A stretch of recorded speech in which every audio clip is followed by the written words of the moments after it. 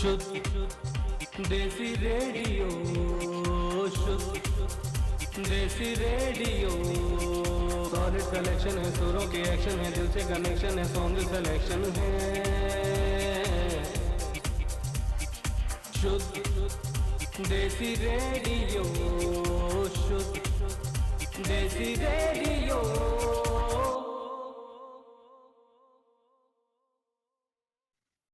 Hello, my name is Anish. And I'm Arushi. And we are two 8th graders from California and GTF and members of the GTF team. GTF is a platform for spreading awareness about thrombosis, and we took an interest in it to help others and also educate ourselves. However, GTF has expanded its mission to include education about a wide variety of common diseases that affect millions of people around the world. Today, we would like to share some information with our viewers about hypertension, and our goal is to help people realize what treatments, medication, and symptoms of these diseases are. Hypertension, in its early stages, has no real symptoms. Thus, it is often dubbed the silent killer. However, there are chronic changes to the body that can lead to life-threatening consequences that are frequently discovered too late. So, to start us off, Anish, can you tell us exactly what blood pressure really is? Imagine a pipe with water flowing through it and a pump that generates the initial force. In our analogy, we can create these two components in the human body. The blood is the water, the pipe is the artery, and the pump is the heart. So when the blood is pushed through these pipes by the heart pump, an amount of force is exerted. This exertion intuitively is known as the blood pressure. Too much pressure on these pipes over time can be bad, as this results in a gradual stiffening of the pipes and increased workload on the heart to overcome the pressure. In the most severe cases, the elevated blood pressure exceeds the artery's natural ability to stretch and cause it to break and leak blood into organs such as the brain. Furthermore, how do we measure blood pressure? We measure blood pressure in two components. The top number is the pressure on the arteries when the heart contracts. The fancy term for this is the systolic blood pressure. The bottom number represents the diastolic blood pressure, which is the pressure on the arteries when the heart relaxes.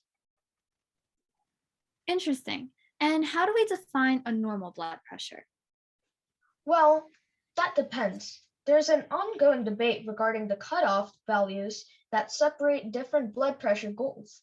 The two governing bodies for heart health, including the American Heart Association and the European Society of Cardiology, currently have different blood pressure ranges for each category, including normal, elevated, and hypertensive states. Because we are addressing our American audience, we will follow the guidelines of the AHA. According to the AHA, normal blood pressure is defined as a systolic pressure of less than 120 millimeter mercury and a diastolic pressure of less than 80 millimeter mercury. Finally, what is considered outside the typical range? There are multiple stages of hypertension and what is considered outside the normal range. It starts off with elevated blood pressure, which ranges from 120 to 129 millimeter mercury for systolic and less than 80 millimeter mercury for diastolic. If your blood pressure is left untreated at these stages, you are then at risk for developing stage 1 or stage 2 hypertension. And what are the risk factors for high blood pressure?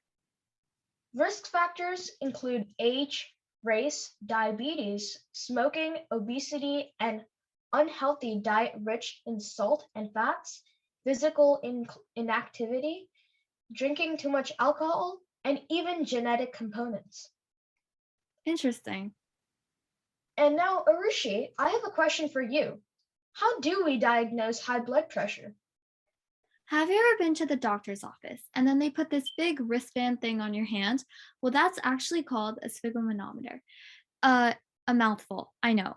And it is used to measure your blood pressure. The way it works is that a healthcare provider will place an inflatable cuff over your arm, inflate the cuff, and then listen for sounds with their stethoscope that indicate your blood pressure.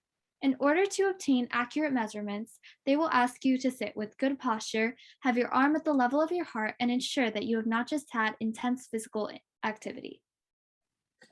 Can we screen people for high blood pressure? Indeed, we can. The U.S. Preventive Services Task Force, an organization that provides recommendations to clinicians, states that all adults 18 or older should be screened for high blood pressure. The purpose of testing a large population is to ensure that we can detect such conditions or diseases earlier on in their course and prevent any future complications through treatment. Interesting. If untreated, what are the complications of high blood pressure? As we stated before, consistently high blood pressure generates an increased workload on the heart and an eventual stiffening of the arteries. This can lead to heart disease, such as heart attacks, heart failure, and arrhythmias, strokes, kidney disease, and aneurysms. Such conditions can be fatal and may occur without any warning signs. Thus, it is of the utmost importance to monitor and manage blood pressure earlier on to prevent such complications. So, what exactly is the strategy for managing high blood pressure? How do we treat it after it is diagnosed? Because there are so many factors, known and unknown, that contribute to the development of high blood pressure, physicians first recommend some lifestyle changes or modifications to manage hypertension.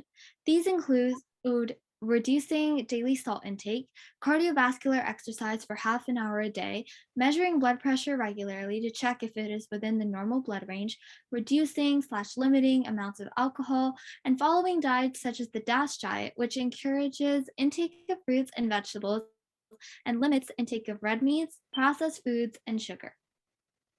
Interesting. Though, let's say someone follows these recommendations to a T, and at their 6-month follow-up appointment, they have high blood pressure.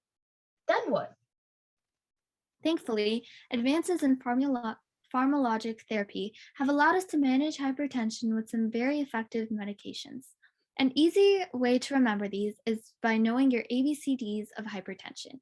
A being ACE inhibitors/ARBs, B being beta blockers, C being for calcium channel blockers, and D for diuretics. The scientific evidence shows that these medications are effective when they are used in combination with each other as well. Very interesting. Thank you so much to our audience for listening.